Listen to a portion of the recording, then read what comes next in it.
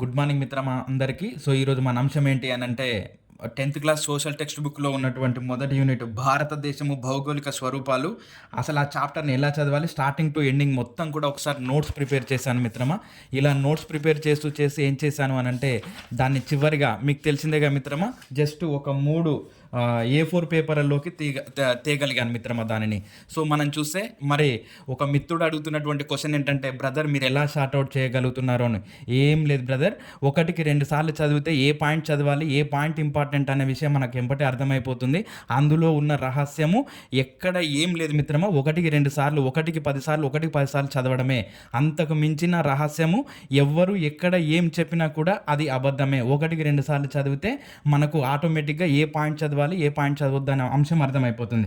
Right. So, మరి మనం ఈరోజు మన అంశంలోకి వెళ్దాం.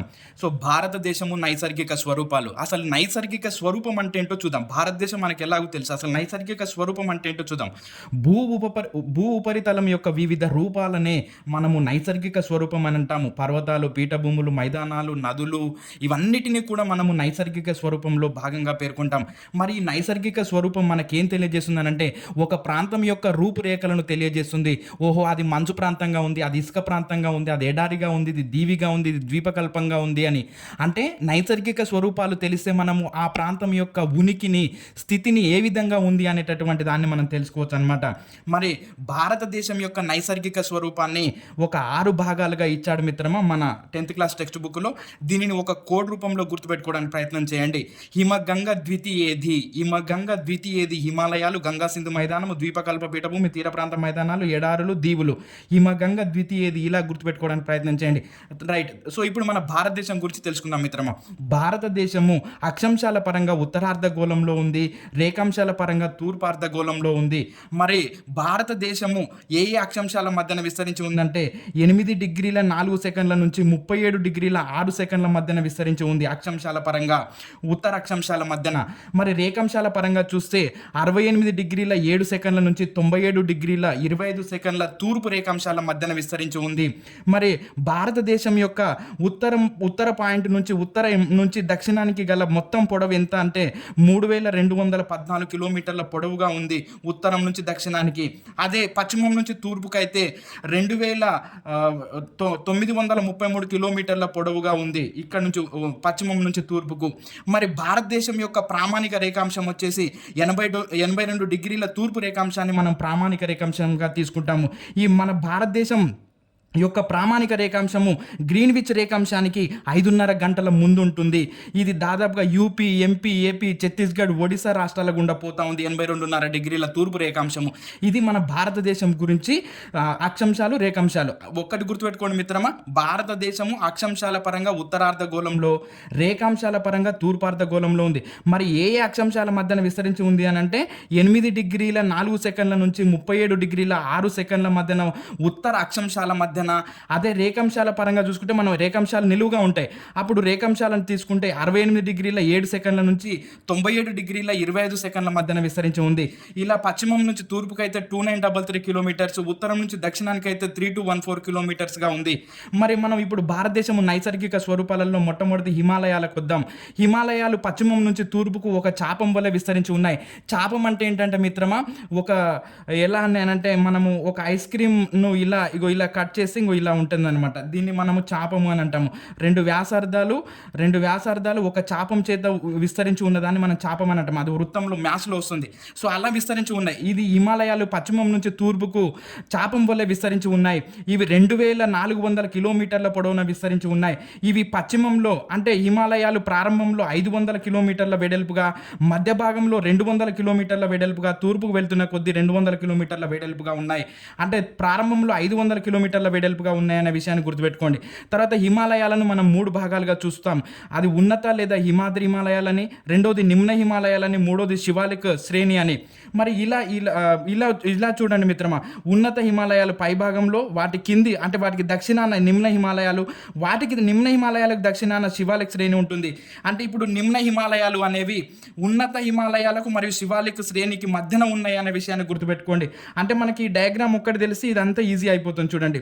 ఉన్నత హిమాలయాలను తీసుకుంటే ఉన్నత హిమాలయాలు 6,100 మీటర్ల ఎత్తున్నాయి. మరి ఇవి మంచుతో కప్పబడి ఉంటాయి. ఇక్కడ హిమానీ నదాలు ఉంటాయి. హిమానీ నదం అనగా ఘనీభవించుకుపోయిన భారీ మంచు ప్రవాహాన్ని హిమానీ నదం అంటాం. ఈ హిమానీ నదాల నుంచే జీవనదులు ఉద్భవిస్తాయి. జీవనదులు అని అంటే సంవత్సర కాలం మొత్తం కూడా ప్రవహించేటటువంటి నదులను మనము జీవనదులు అని అంటాం. మరి నిమ్న హిమాలయాలు చూస్తే వీటి ఎత్తు 3,700 నుంచి 4,500 మీటర్ల ఎత్తున్నాయి. హిమాద్రికి ఇక్కడ ఉన్నాయి, ఉన్నత హిమాలయాలకు దక్షిణంగా ఉన్నాయి. అదే శివాలిక్ శ్రేణికి అయితే ఉత్తరంగా అయితే. ఇట్లా సింపుల్. ఇక్కడ ఇదొక డయాగ్రామ్ గుర్తుపెట్టుకుంటే ఈజీ అవుతుంది చూడండి మిత్రమా. హిమాద్రికి దక్షిణంగా ఉంటాయి. ఈ శ్రేణిలో పీరిపంజర శ్రేణి, మహాభారత పర్వత శ్రేణులు కలవు. ఇక్కడ ఉన్నటువంటి లోయలు ఏంటంటే కాశ్మీర్ లోయ, కులు కాంగ్రా లోయ, ఈ రెండు కూడా హిమాచల్ ప్రదేశ్లో కలవు. అదేవిధంగా మాక్డొక్, డిపెంప్ లోయ, ఇవి మేఘాలయలో కలవు. మరి లోయ అంటే అర్థం ఏంటి అని అంటే ఎత్తైన పర్వత శ్రేణుల మధ్య ఉండే లోతైన ప్రదేశాలని మనం లోయలు అని అంటాం. అదేవిధంగా మరి శివాలిక్ శ్రేణికి వద్దాం. ఇవి వచ్చేసి శివాలిక్ శ్రేణి మనకు 900 మీటర్ల నుంచి 1,100 మీటర్ల ఎత్తు కలవు. వీటి వెడల్పు, ఈ శివాలిక్ శ్రేణుల యొక్క వెడల్పు మనకు వచ్చేసి 10 నుంచి 50 కిలోమీటర్ల వెడల్పు కలవు. నిమ్న హిమాలయాలకు దక్షిణంగా కలవు. వేర్వేరు ప్రాంతాలలో ఈ శివాలిక్ శ్రేణులను వేర్వేరు పేర్లతో పిలుస్తారు. జమ్మూలో అయితే జమ్మూ కొండలని, అరుణాచల్ ప్రదేశ్లో అయితే మిష్మి కొండలని, అస్సాంలో అయితే కచార్ కొండలు అని పిలుస్తారు. అదేవిధంగా ఇక్కడ శివాలిక్ శ్రేణిలో గులకరాలు, ఒండ్రుమట్టి ఉంటాయి. మరి ఆ శివాలిక్ శ్రేణి గురించి చూస్తే ఇక్కడ డూన్లు కలవు. డూన్లు అంటే ఏంటి అని అంటే నిమ్న మరియు శివాలిక్ శ్రేణుల మధ్య ఉండేటటువంటి లోయలను మనం డూన్లు అని అంటాం. ఇక్కడ ఉన్నటువంటి డూన్లు ఏంటి అని అంటే డెహ్రాడూన్, కోట్లీ డూన్, పాట్లీ డూన్. హిమాలయాలకు తూర్పు వైపుగా బ్రహ్మపుత్ర లోయ ఉంది. శివాలిక్ పర్వత పాద భాగంలో ఉండే రాళ్ళు, గులకరాళ్ళ వంటి వాటిని మనము బాబర్ అని అంటాము. ఆ బాబర్ కింది భాగం నుంచి అంటే ఇక్కడ ఉన్నటువంటి ఈ శివాలిక్ పర్వత భాగంలో ఉన్నటువంటి చిన్న చిన్న నదులు అవన్నీ కూడా కలిసిపోయి గులకరాలుగా ఏర్పడి ఒక చిత్తడి నేలగా ఏర్పడతాయి. వాటిని మనం బాబర్ అని అంటాం. ఈ బాబర్ ఎప్పుడైతే అక్కడ ఆగిపోయిందో అక్కడ నుంచి చిన్న చిన్న వాగులు, నదులు కిందికి ప్రవహిస్తూ చిత్తడి నేలలు ఏర్పడతాయి. దీన్ని మనం టెరాయి అని అంటాము. మనము చిత్తడి నేలల దినోత్సవం February 2న జరుపుతాము. సో దీని గురించిన ప్రస్తావన మనం కరెంట్ అఫైర్స్లో చూద్దాం మిత్రమా. రైట్. సో చూస్తే మరి నిమ్న హిమాలయాలలో ఇంకో 2 పాయింట్లు చూడండి మిత్రమా. ఇక్కడ నిమ్న హిమాలయాలలో వేసవి విడుదల కలవు. ఇక్కడ సిమ్లా, ముస్సోరి, నైనిటాల్, రాణికేట్ అనేటటువంటి వేసవి విడుదల కలవు. మనకు రాష్ట్రపతి గారి యొక్క వేసవి విడిది సిమ్లాకు వెళ్తారు. మరి అరణ్యాలు వచ్చేసి ఇక్కడ సతత హరిత అరణ్యాలు కలవు నిమ్న హిమాలయాల్లో. సతతం అంటే ఎల్లప్పుడూ అని అర్థం. హరితము అని అంటే పచ్చదనము అని అర్థం. అంటే ఏంటి? సతత హరిత, ఎల్లప్పుడూ పచ్చదనంగా ఉండేటటువంటి, ఎల్లప్పుడూ ఆకుపచ్చ రంగులోనే ఉండేటటువంటి అడవులను సతత హరిత అరణ్యాలు అని అంటారు. ఇది మనకు హిమాద్రి, నిమ్న హిమాలయాలు, శివాలిక్ శ్రేణి. రైట్. ఇప్పుడు చూసే మరి అరుణాచల్ ప్రదేశ్లో దిహాంగ్ లోయ తర్వాత హిమాలయాలు జడవంపు పిన్ను తీసుకుని దక్షిణంగా తిరిగి ఈశాన్య రాష్ట్రాలన్నింటిలో కూడా విస్తరించి ఉన్నాయి. ఈశాన్య రాష్ట్రాలకు తూర్పు సరిహద్దుగా హిమాలయాలు ఉన్నాయి. ఈ హిమాలయాలను ఆయా రాష్ట్రాలలో వేర్వేరు ప్రాంతాలలో వేర్వేరుగా పిలుస్తారు. వీటిని మనము పూర్వాంచల్ కొండలు అని అంటాం. అంటే హిమాలయాల కొనసాగింపే పూర్వాంచల్ పర్వతాలు. ఈ పూర్వాంచల్ కొండలలో ఉన్నటువంటి వాటిని వేర్వేరు పేర్లతో పిలుస్తాం. సో చూసే మనకు పాట్కాయ కొండలు, నాగా కొండలు, మణిపురి కొండలు, కాశీ కొండలు, మిజో కొండలు. పాటకాయ కొండలని అరుణాచల్ ప్రదేశ్ మరియు నాగాలాండ్లో పిలుస్తారు. నాగా కొండలని నాగాలాండ్లో, మణిపురి కొండలని మణిపూర్లో, కాశీ కొండలని మేఘాలయలో, మిజో కొండలని మిజోరంలో పిలుస్తారు. మనం ఇక్కడ గుర్తుపెట్టుకోవాల్సిన ఒకటి మిత్రం, పాట్కాయ కొండలు అరుణాచల్ ప్రదేశ్, నాగాలాండ్, మిగిలిన అన్ని కూడా వాటి పేర్ల మీద ఉన్నాయి. కాశీ కొండలు మేఘాలయ.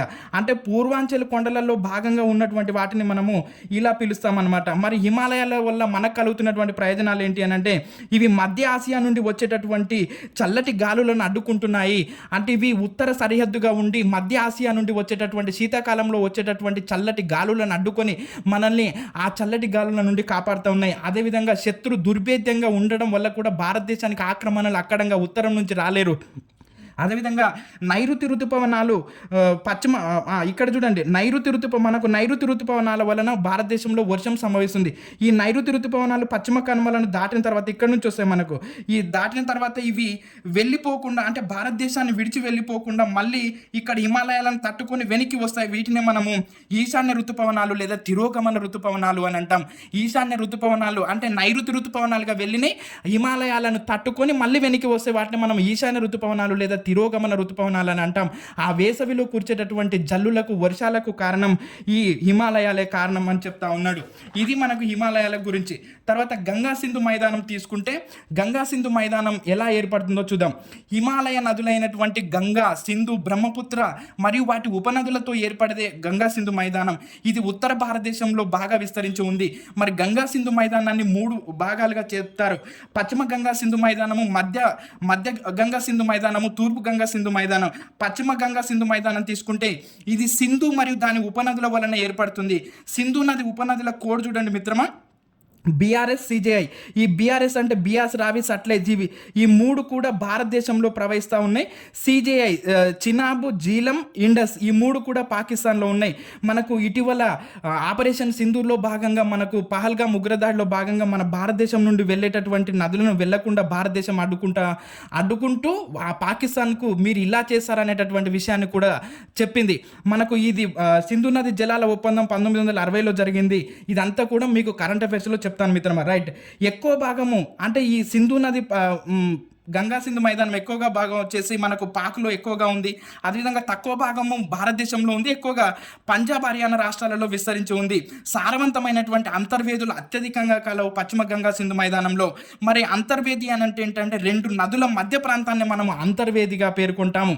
మరి మధ్య గంగా సింధు మైదానంలో ఇది మధ్య గంగా సింధు మైదానం అనేది గంగా నది మరియు దాని ఉపనదుల వలన ఏర్పడింది. షుగ్గర్ తీస్తా నదుల వరకు విస్తరించి ఉంది. ఎక్కువ భాగము ఉత్తరప్రదేశ్, బీహార్లో, తక్కువ భాగం హర్యానా, జార్ఖండ్, పశ్చిమ బెంగాల్ రాష్ట్రాలలో విస్తరించి ఉంది. గంగా నది యొక్క ఉపనదులు చూస్తే యమునా, సోన్, కోసి, గండక్, గగార, దామోదర్ ఇవన్నీ కూడా గంగా నది యొక్క ఉపనదులు. అంటే మధ్య గంగా సింధు మైదానం అనేది ఎక్కువ భాగం యూపీ, బీహార్, తక్కువ భాగం హర్యానా, జార్ఖండ్, వెస్ట్ బెంగాల్లో విస్తరించి ఉంది.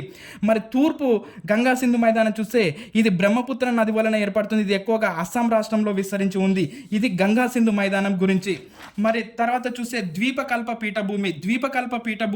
అసలు ద్వీపము అంటే 4 వైపులా నీటి చేత ఆవరించబడి ఉంటుంది. దాని ద్వీపము అనేది ఉదాహరణకు మనకు గ్రీన్లాండ్. ఇప్పుడు దాని మీదనే ట్రంప్, డెన్మార్క్ బాగా గొడవ పడుతున్న విషయం కూడా మనకు తెలుసు. మరి ద్వీపకల్పం అంటే ఏంటి అని అంటే 3 వైపులా నీరు, ఒకవైపు మాత్రమే భూభాగం ఉంటే దానిని ద్వీపకల్పము అని అంటాము. ద్వీపకల్పానికి ఉదాహరణకు మనకు భారతదేశం. మరి ఇక్కడ ఏముంటాయనంటే ద్వీపకల్పంలో పురాతన స్ఫటికాకార కఠినమైన అగ్నిశిలలు, రూపాంతర శిలలు, లోహ అలోహ ఖనిజాలు ఉంటాయి. ఈ లోహ అలోహ ఖనిజాలు అంటే కూడా తెలుసుకోండి మిత్రమా. నాది సోషల్, నాకు లోహంతో ఏం పని, అలోహంతో ఏం పని అనుకోకండి. లోహం అంటే ఎలక్ట్రాన్లను సులభంగా ఇచ్చే వాటిని లోహాలని, తీసుకునే వాటిని అలోహాలని అంటారు. అదంతా మనకు పీరియాడిక్ టేబుల్లో ఉంటుందన్నమాట. ఎప్పుడైనా మిత్రమా నాది సోషలే, నాది సైన్సే అని విభజన రేఖలు పెట్టుకోకండి. ప్రతిదీ బాగా నేర్చుకుంటూ ఉంటుంటే మనకు సబ్జెక్ట్ దానంతట అదే పెరిగిపోతుంటుంది. రైట్, సో చూస్తే మరి ఇక్కడ చూస్తే ఏంటి అని అంటే మరి ద్వీపకల్ప పీఠభూమిని తీసుకుందాం. ద్వీపకల్ప పీఠభూమిని తీసుకుంటే దీన్ని 2 భాగాలుగా చెప్తారు. ఒకటి మాల్వా పీఠభూమి, దీనికి మధ్య ఉన్నత భూములు అని. రెండోది దక్కన్ పీఠభూమిగా చెప్తాము. ఈ మాల్వా పీఠభూమికి ఉత్తరాన గంగా నది, దక్షిణాన నర్మదా నది, తూర్పున చోటనాగర్ పీఠభూమి, అదేవిధంగా పశ్చిమాన మధ్యప్రదేశ్, రాజస్థాన్ విస్తరించి ఉన్నాయి. మాల్వా చోటనాగర్ పీఠభూమి మనకు జార్ఖండ్లో విస్తరించి ఉంది. మరి ఈ మాల్వా పీఠభూమి ఎక్కువగా మధ్యప్రదేశ్, రాజస్థాన్ రాష్ట్రాలలో ఎక్కువగా విస్తరించి ఉంది. అదేవిధంగా మరి దక్కన్ పీఠభూమికి వస్తే దక్కన్ పీఠభూమి అనేది చూస్తే ఏంటి అని అంటే దక్కన్ పీఠభూమికి ఉత్తరాన సాత్పుర పర్వతాలు, దక్షిణాన నీలగిరి పర్వతాలు, పశ్చిమాన పశ్చిమ కనుమలు, తూర్పున తూర్పు కనుమలు ఉన్నాయి. మరి పశ్చిమ కనుమలు తీసుకుందాం. పశ్చిమ కనుమలు తీసుకుంటే ఇవి అవిచ్ఛిన్నంగా ఉండి కొన్ని కనుమలు తీర ప్రాంతాలకు ప్రవేశ ద్వారాలుగా ఉంటాయి. అంటే అవిచ్ఛిన్నంగానంటే ఎక్కడ కూడా విడదీయబడి ఉండవు. పశ్చిమ కనుమల కంటే ఎత్తు ఎక్కువగా ఉంటాయి అన్నమాట. ఇవి అంటే పశ్చిమ కనుమలు అనేవి తూర్పు కనుమల కంటే ఎత్తు ఎక్కువగా ఉంటాయి. అందుకని మనకు ఈ నదులన్నీ కూడా పశ్చిమం వైపు నుంచి తూర్పు వైపుకు ప్రవహిస్తూ ఉంటాయి అన్నమాట ఎక్కువగా. దీనివలన దక్కన్ పీఠభూమి పశ్చిమం నుంచి తూర్పుకు వాలి ఉంటుంది. అంటే ఎక్కువగా దక్కన్ పీఠభూమి అనేది ఎక్కడికి వాలి ఉంటుందని అంటే తూర్పు వైపుకు వాలి ఉంటుంది. అందుకని నదులన్నీ కూడా తూర్పుకు ప్రవహిస్తూ ఉంటాయి భారతదేశంలో ఎక్కువగా. దీని పశ్చిమ కనుమల ఎత్తు 2000 మీటర్ల ఎత్తు ఉంటుంది. పొడవు వచ్చేసి 1600 కిలోమీటర్ల పొడవు ఉంటాయి పశ్చిమ కనుమలు. మరి ఇవి ఏ రాష్ట్రాలలో విస్తరించి ఉన్నాయి పశ్చిమ కనుమలు అని అంటే గుజరాత్, మహారాష్ట్ర, గోవా, కర్ణాటక, కేరళ, తమిళనాడు 6 రాష్ట్రాలలో విస్తరించి ఉన్నాయి. చివరి చివరికి ఇవి ఇక్కడ హిందూ మహాసముద్రంలో కలుస్తాయి. ఇక్కడ పశ్చిమ కనుమలలోనే మనకు గోదావరి, కృష్ణా నదులు వీటిల్లోనే జన్మించి బంగాళాఖాతంలో కలుస్తున్నాయి. ఇక్కడ వాలి ఉంది చూడండి, ఇది వాలుగా ఉండటం వలన ఇక్కడ పశ్చిమ కనుమలలో జన్మించినటువంటి నదులన్నీ కూడా ఇక్కడ బంగాళాఖాతంలోకి ప్రవహిస్తున్నాయి. ఎప్పుడైనా సరే నీరు ఎత్తు నుంచి పల్లానికి ప్రవహిస్తూ ఉంటుంది కాబట్టి. మరి అదేవిధంగా నెక్స్ట్ నీలగిరి పర్వతాలు చూస్తే ఇంకో దీని చుట్టూ ఉన్నటువంటివి చూసుకుంటూ వెళ్తాం మిత్రం. ఇంకో ఇక్కడ దక్కన్ పీఠభూమి చుట్టూ ఇక్కడ పశ్చిమ కనుమలు కంప్లీట్ అయిపోయాయి. తర్వాత నీలగిరి పర్వతాలు, తర్వాత తూర్పు కనుమలు, తర్వాత సాత్పుర పర్వతాలు, ఇలా చూసుకుంటూ పోతే దక్కన్ పీఠభూమి కంప్లీట్ అయిపోతుంది. ఇప్పుడు నీలగిరి పర్వతాలకు వెళ్దాం. నీలగిరి పర్వతాలు ఇవి తమిళనాడులో ఉన్నాయి. ఇక్కడ వేసవి విడుదలైనటువంటి ఉదగమండలం, దీన్నే ఊటీ అని అంటాం. ఎత్తైన అంటే నీలగిరి పర్వతాలలో ఎత్తైన శిఖరము దొడబెట్ట, ఇది 2637 మీటర్స్ ఎత్తుంది. వీటిలో ఉన్నటువంటి కొండలను వివిధ పేర్లతో పిలుస్తారు. పళని కొండలు, అన్నమలై కొండలు, కార్దమం కొండలు. పళని కొండలని తమిళనాడులో, అన్నమలై కొండలని కేరళలో, కార్దమం కొండలని తమిళనాడు మరియు కేరళలో పిలుస్తారు. అన్నమలై కొండలలో ఎత్తైన శిఖరం అనైముడి 2695 మీటర్స్ ఉంది. ఇది దక్షిణ భారతదేశంలో ఎత్తైన శిఖరం. ఉత్తర భారతదేశంలో ఎత్తైన శిఖరం కేటు శిఖరం, ఇది 8586 మీటర్స్ ఉంది. మరి అదేవిధంగా తూర్పు కనుమలు చూస్తాం. తూర్పు కనుమలు చూస్తే ఇవి ఉత్తరాన మహానది లోయ నుంచి దక్షిణాన నీలగిరి పర్వతాల వరకు విస్తరించి ఉన్నాయి. ఇంకో ఇక్కడ చూడండి మిత్రమా, ఇగో ఇక్కడ మనం ఈ డయాగ్రామ్ను ఒకటి దగ్గర పెట్టుకుంటే అయిపోయాయి. తూర్పు కనుమలు ఇక్కడ మహానది లోయ నుంచి నీలగిరి పర్వతాలు, పశ్చిమ కనుమలు ఇక్కడ గుజరాత్ నుండి నీలగిరి పర్వతాల వరకు ఇలా విస్తరించి ఉన్నాయి. మనం ఇట్లా మళ్ళీ సాత్పుర పర్వతాలు గుజరాత్ నుంచి మహానది లోయ వరకు ఇలా చూసుకుంటే ఈజీ అవుతుంది మిత్రమా. ఇది ఒక డయాగ్రామ్ను మనం మైండ్లో పెట్టుకోవడానికి ప్రయత్నం చేయండి.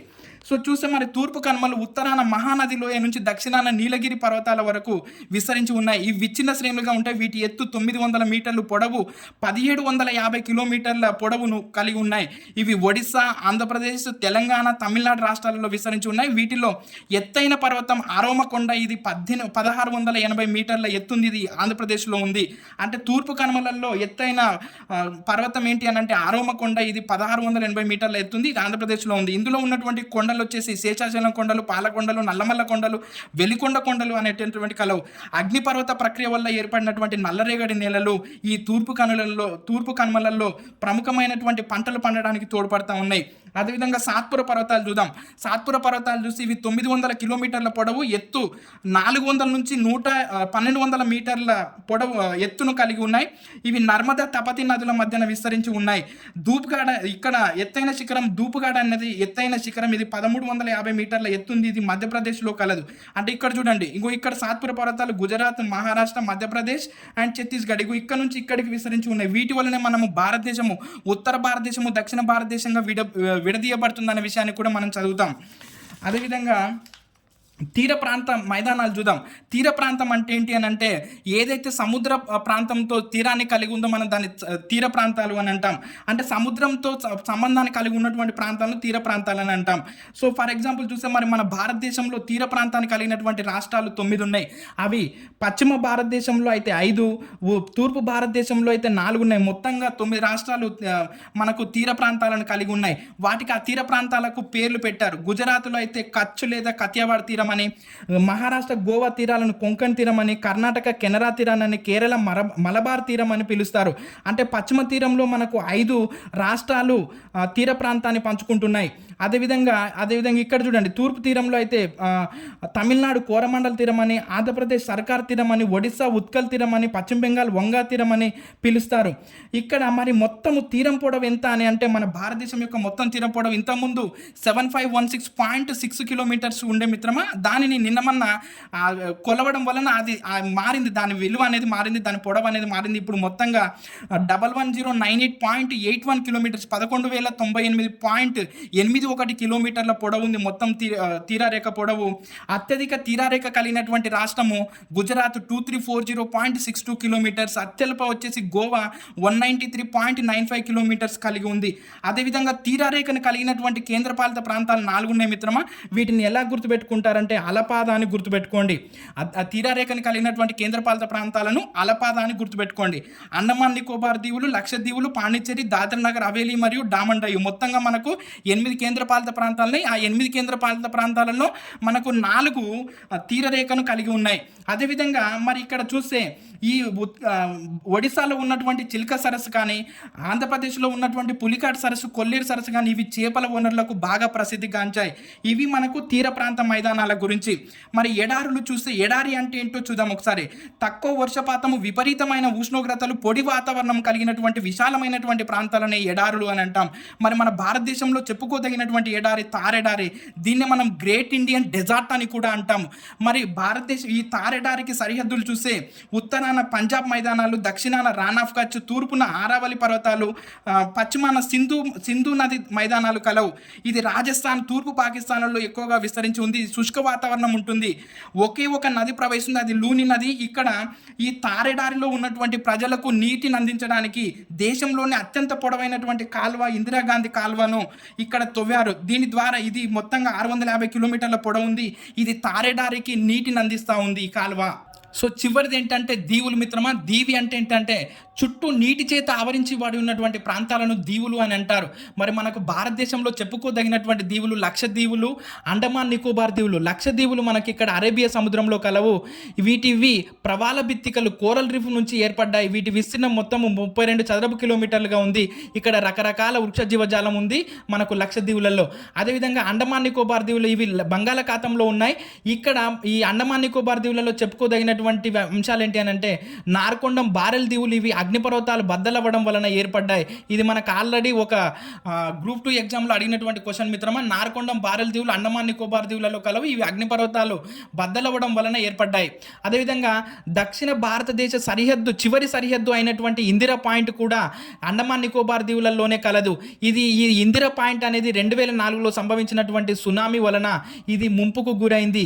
మిత్రమా గుర్తుపెట్టుకోండి, ఫస్ట్ ఏం చేయాలి అని అంటే మనము నోట్స్ను దానిని ఏ పాయింట్లు మనకైతే కంప్లీట్గా కావాలో వాటిని రాసుకోవడానికి ప్రయత్నం చేయండి. తర్వాత ఇంకా నువ్వు ప్రతిరోజు చదవాల్సిన అంశం ఏంటి అని అంటే కేవలం ఈ 3 పేపర్లే చదవడానికి ప్రయత్నం చేయండి మిత్రమా. ప్రతిరోజు కూడా ఇంకా నీకు అందులో నీకు ఒక టెక్స్ట్ బుక్లో ఒక లైన్ మిస్ కాదు, దాని కాన్సెప్ట్ మిస్ కాదు. ఇవి డైలీ చూస్తుంటే నీకు ఆటోమేటిక్గా సమాచారం అంతా కూడా నోటెడ్ అయిపోతుంది మిత్రమా. చూడండి, అంటే జాగ్రఫీ ఆల్మోస్ట్ మనకు 10th క్లాస్ టెక్స్ట్ బుక్లోనే మొదటి యూనిట్లోనే ఇచ్చాడు మిత్రమా.